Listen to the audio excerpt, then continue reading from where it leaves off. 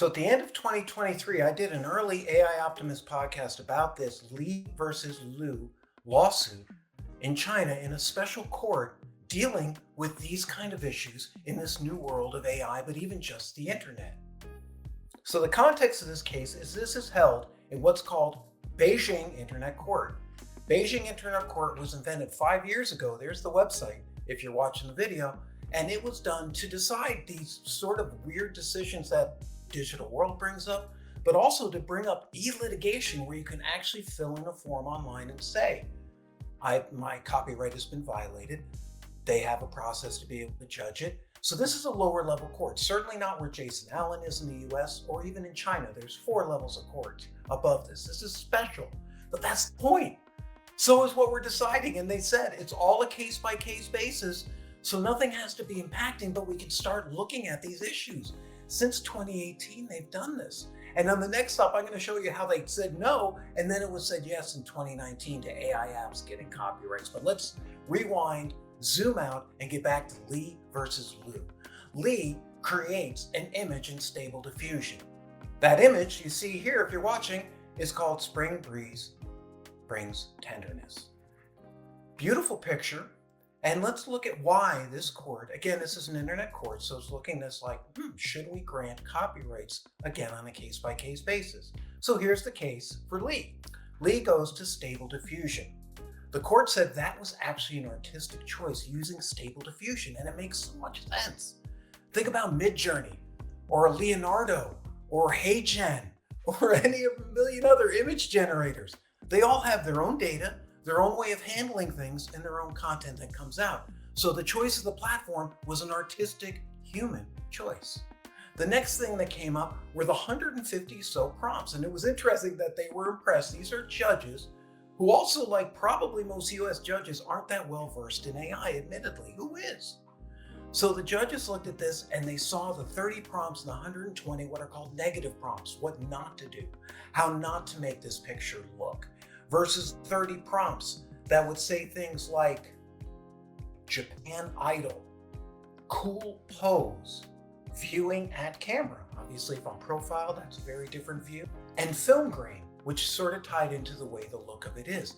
Now, if you've ever looked into Midjourney or anything, you're going to really appreciate this, but I'll show you some things just to give you a context of what he did next. Because it was after those 150 prompts. If he had just come out with that work, I'm not sure he would have got the copyright from what I could read in the legal document.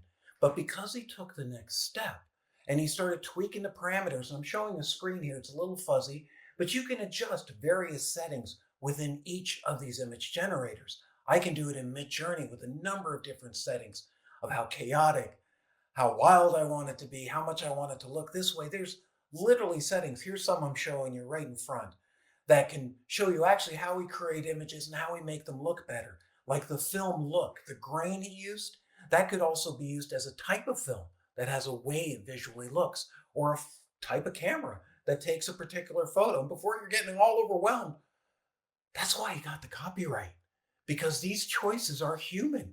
They are complex. And that's why people like Jason Allen, who are super talented, come out with way better content out of AI that shouldn't be compared to what other people do.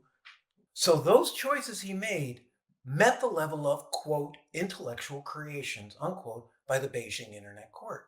And by granting him the copyright, it was a pretty simple case. We also have to keep this sort of down to earth. Yes, China's way ahead, but they're also smart by allowing these small cases to come in and not deciding them only on the big players. Why? Because Li posted this to social media with his watermark. Lu took the watermark off and posted it on a different social media site. Therefore, the court found that Li's copyright was violated. He has an AI copyright because he created it AI assisted and was given, he created it AI assisted and was given the copyright, but the only punishment was take that down.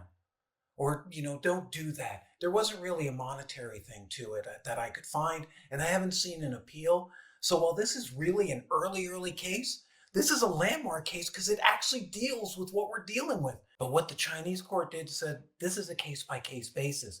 We don't really know, but this makes sense, and this shows that there's human involvement. So if they can see human involvement, as you can clearly see from Jason Allen, in my opinion, and the level of work he put out, why aren't we granting copyrights? And this is a shout out not just to the US, the UK, Australia.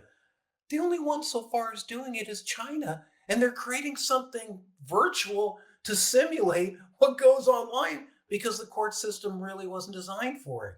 I'm not saying they're perfect, but it's sort of the DeepSeek legal moment, don't you think?